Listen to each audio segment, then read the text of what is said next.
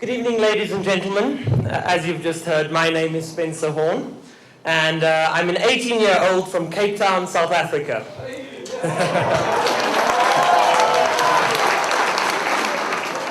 Now, before I begin with my story and a little bit about my experiences before coming to the ALA, I'd just like to say how much I've enjoyed this evening and this weekend with all of you. I think that what's happening here is really important and really significant to our continent, but it's been a lot of fun for everyone as well, so thank you very much for that.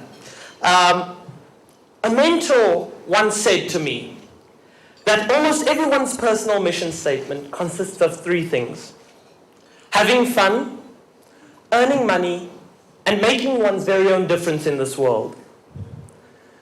And not particularly in that order.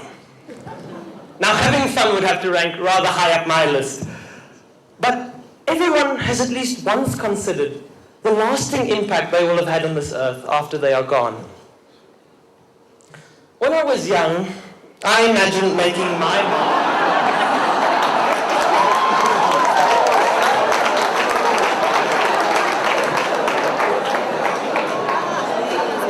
I suppose I still am young, but I'm... When I was much younger, I imagined making my mark as an inventor. I had fantasies of being famous in the world of science. I would make it big by making my contribution and changing the world.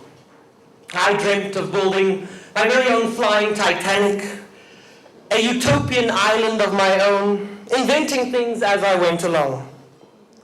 Although I was soon drawn to more mainstream career plans, my interest did not wane. Throughout school, my favorite subject remained science, and then something very interesting happened. I started getting involved in all sorts of scientific pursuits, which further inspired me. I was introduced to the world of aviation about 3 years ago, when I was selected to participate in a project by the South African Air Force, where I learned to fly on flight simulators. We flew in 75-year-old Dakotas from World War II, and I even got to pilot a Cessna before graduating from the program. That is where I developed my love for aeroplanes. And one day, I would like to study aeronautical engineering. One of the other things I did along with some friends about a year ago was producing biodiesel from waste vegetable oil from our hostel kitchen in Cape Town. I first saw an experiment at the University of Cape Town and decided it was time that we started doing some real science in class instead of textbook science. Whoops. We researched, experimented, and tested until we had produced proper biodiesel from a waste product. Not food crops, but a throwaway article. Using some methanol and chemicals to break up the oil chains, we could create a useful fuel from the stuff that was coming out of the local McDonald's. It was entered into the Cape Town Science Expo, where we received a bronze medal for our work, as well as a certificate from the Royal Society of Chemistry for the best chemistry project.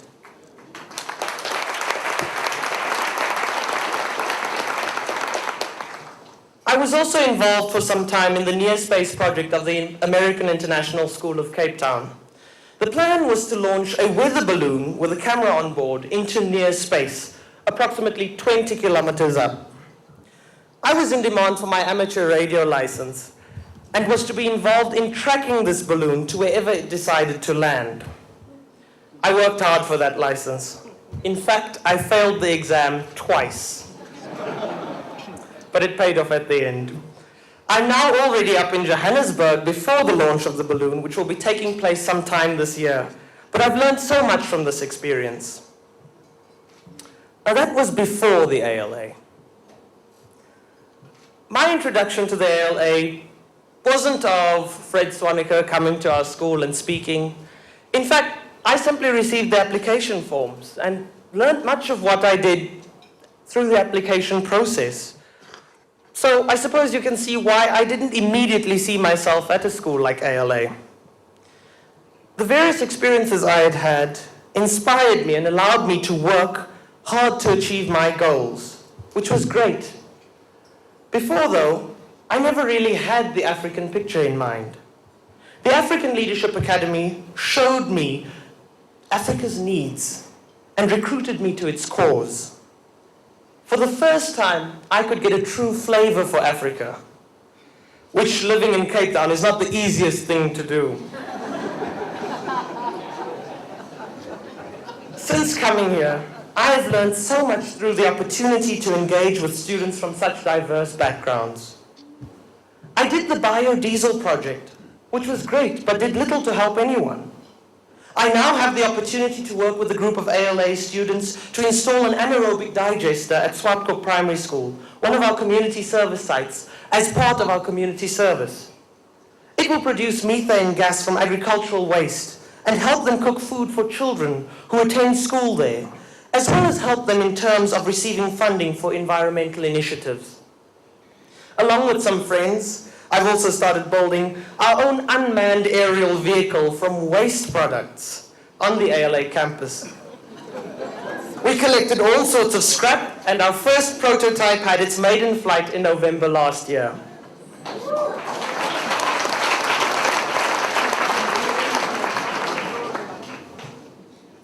We plan on making it fully automated eventually. And it's involved so many students on campus in the various aspects of its construction. So what I'm saying really is that when I thought of the difference that I want to make in this world, I never imagined it to take this form. Realizing the impact that I can have at this level while doing something I'm passionate about is something I really value.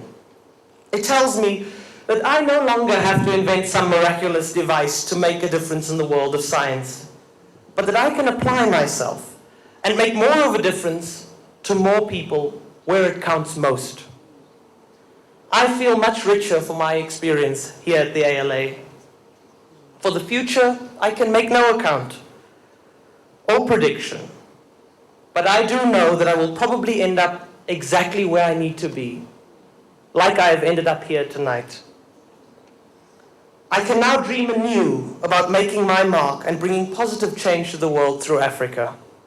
The African Revolution is before us, and now I am proud to be a part of it. A long race into the new age lies ahead.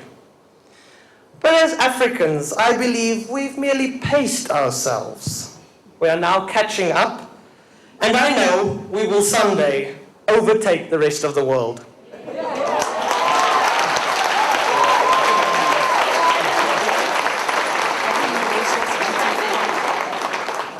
After all, we always win the long distance races.